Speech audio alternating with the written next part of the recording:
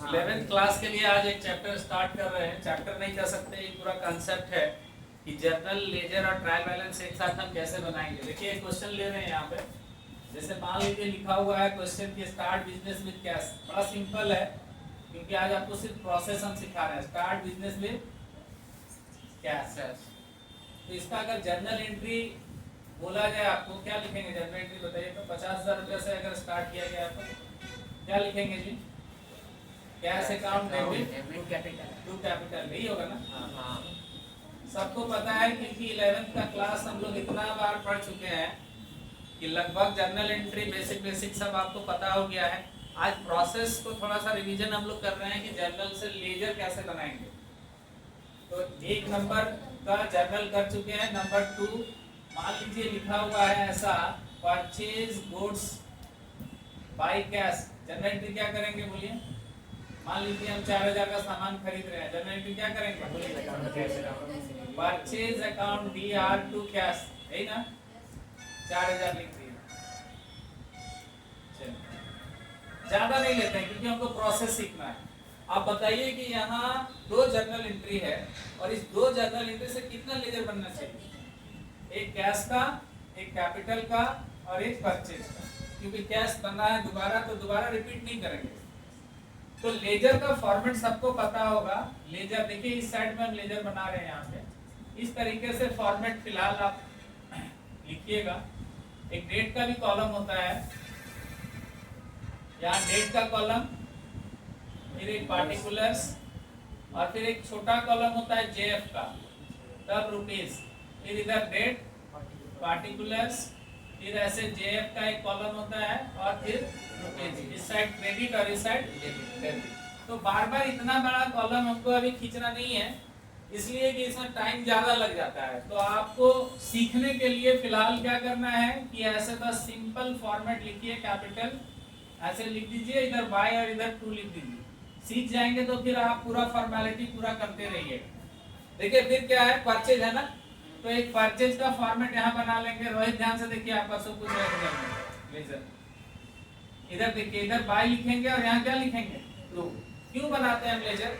एक क्वेश्चन आ सकता है कि खाता बही क्या है या लेजर क्या है, हम लेजर क्यों बनाते हैं?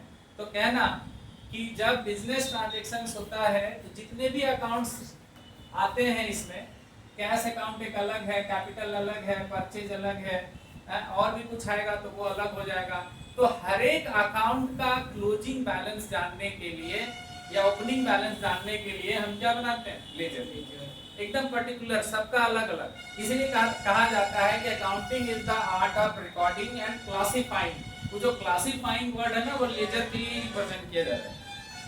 क्लासिफाई का मतलब क्या होता है? अलग अलग बांटना। जैसे मान लीजिए हम राम से लेन देन किए, मोहन से लेन देन किए, सोहन से लेन देन किए, तो राम का अलग लेजर होगा, मोहन का अलग होगा, सोहन का अलग होगा। तब ना पता चलेगा कि राम को हमको कितना देना है या लेना है, मोहन से कितना लेना देना है, या और किसी से कितना लेना या देना है। सबका अलग अलग लेजर बनाएंगे। तो लेजर बनाने का नियम क्या है कि जर्नल से जब हम यहाँ से यहाँ ट्रांसफर करते हैं, जर्नल के बाद दूसरा प्रोसेस क्या आता है? लेजर।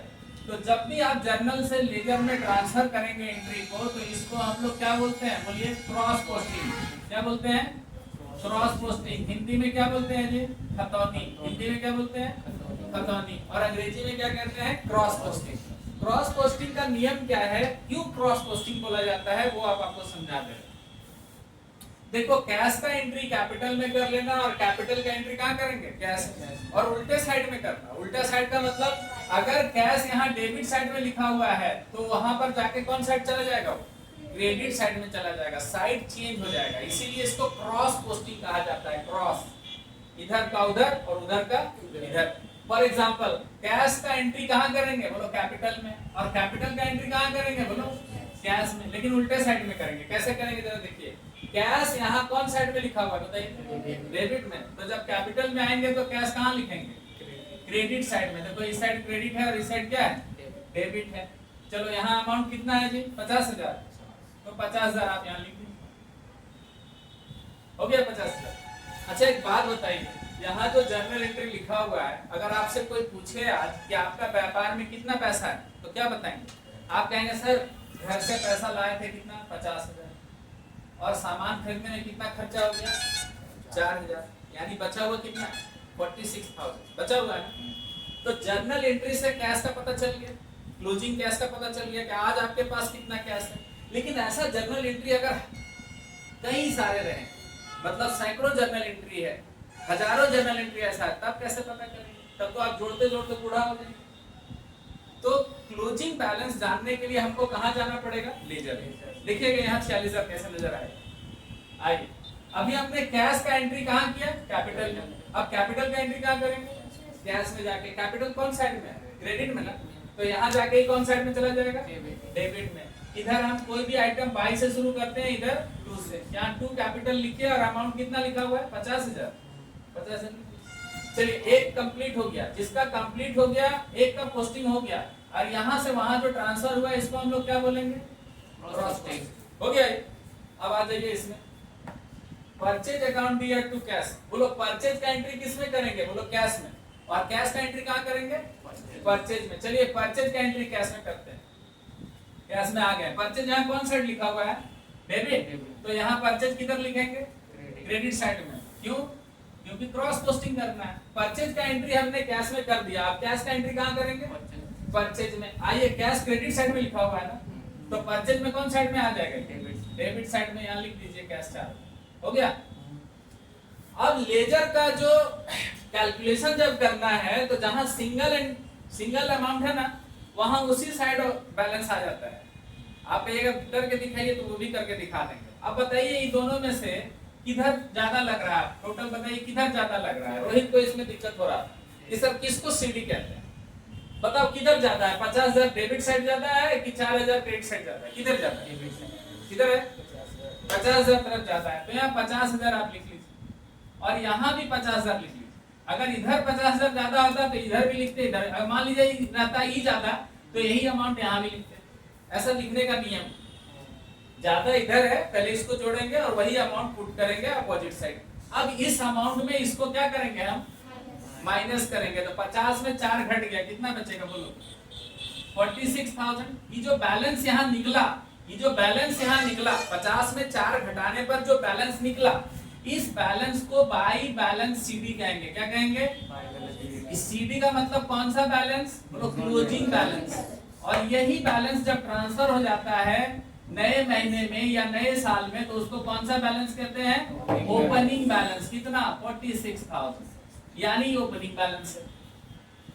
क्लोजिंग उधर निकला तो ओपनिंग इधर ट्रांसफर हुआ। अगर क्लोजिंग इधर निकलता तो ओपनिंग ऑपोजिट साइड में ट्रांसफर हो जाता। अब आप कहेंगे सर इधर बताओ, इस साइड में कौन साइड ज्यादा लग रहा है? बोलिए तो किधर ज्यादा लग रहा है? इधर ज्यादा, क्रेडिट साइड ज्यादा। इधर कुछ नहीं है तो क्या मान लें? जीरो। आपका समझने के लिए, हालांकि हम इसका बैलेंस नहीं निकालते हैं, क्यों टाइम वेस्ट करें, उधर ही बैलेंस आ जाता है। अब देखिए इधर ज्यादा है तो यहाँ 50,000 लिख लीजिए, और यहाँ भी 50,000 लिख लीजिए। 50,000 में जीरो को माइनस करिए, कितना बचेगा? 50,000। जो बैलेंस बचता है उसको क्या बोलने सिखाया है? To balance CD. सीडी का मतलब कौन सा बैलेंस? क्लोजिंग। और क्लोजिंग ट्रांसफर होता है अपोजिट साइड में, तो इसको क्या बोलते हैं? बाय बैलेंस बीडी, यानी ओपनिंग। हो गया। तो ये 50,000 कौन साइड में आया बताइए? तो हम क्यों इतना प्रोसेस करने जाए? डायरेक्टली इसी को नहीं बोल देंगे कि क्रेडिट साइड वाला बैलेंस है ओपनिंग। तो इसको मान ले यहाँ पर कि डेबिट साइड वाला ओपनिंग इधर होगा, मान ले, क्योंकि बार बार वही होगा। तो अगर आपको नहीं विश्वास है तो इधर करके देख लीजिए। आइए इधर किधर जाता है? इस साइड जाता है ना, यही 4,000 यहाँ लिखिए। 4,000 में कुछ नहीं घटेगा, क्या बचेगा? 4,000 बचेगा। तो इधर क्या बोलेंगे? By balance CD. ट्रांसफर हो जाएगा अपोजिट साइड में, तो क्या बोलेंगे? To balance BD. कितना? 4,000। अब आप कहेंगे कि बीडी में ट्रांसफर क्यों करते हैं? बीडी का मतलब ओपनिंग बैलेंस। ओपनिंग बैलेंस ही ट्रांसफर होकर ट्रायल बैलेंस में आता है। तो ट्रायल बैलेंस हम यहाँ बनाएंगे, क्योंकि वहां हो सकता है कि वीडियो में कट जाए थोड़ा, तो ट्रायल बैलेंस हम यहाँ बना लेते हैं। देखिए यहाँ ट्रायल बैलेंस यहाँ ऐसे बनाएंगे। इधर लिख लीजिए आप डेबिट, यहाँ क्या लिखेंगे? क्रेडिट। यहाँ लिख लीजिए पार्टिकुलर्स।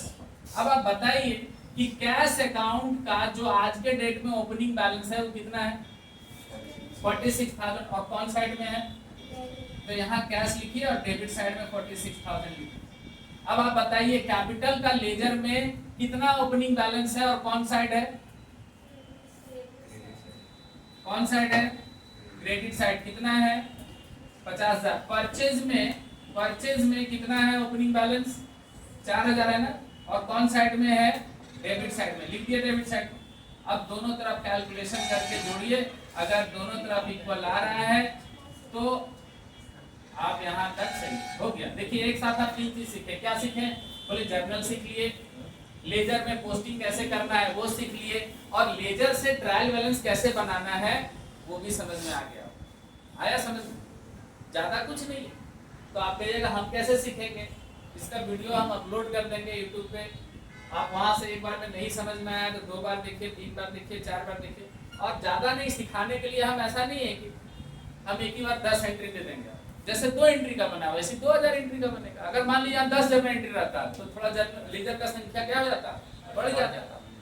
अगर हमको किसी को सिखाना है खीर बनाने के लिए तो एक ही बार 100 केजी दूध का बताएंगे उसको मेथड, 1 किलो, आधा किलो, 1 पाव का बताएंगे। जो मेथड 1 पाव में लगेगा वही मेथड 1 क्विंटल में लगेगा। तो आपको अगर हमको जर्नल से लेजर में जाना है, लेजर से ट्रायल बैलेंस प्रिपेयर करना है तो 2 एंट्री से सीखेंगे और फिर इसको रिवीजन करके हम लंबा लंबा जितना भी आएगा क्वेश्चन में वैसा बना लेंगे। तो जल्दी से इसको अपलोड कीजिए, इसका फोटो लेके ग्रुप में सेंड कर दीजिए, और अभी यहाँ क्वेश्चन हम बदलेंगे फिर इसको आप रिवाइज करिए। चलिए जल्दी करिए।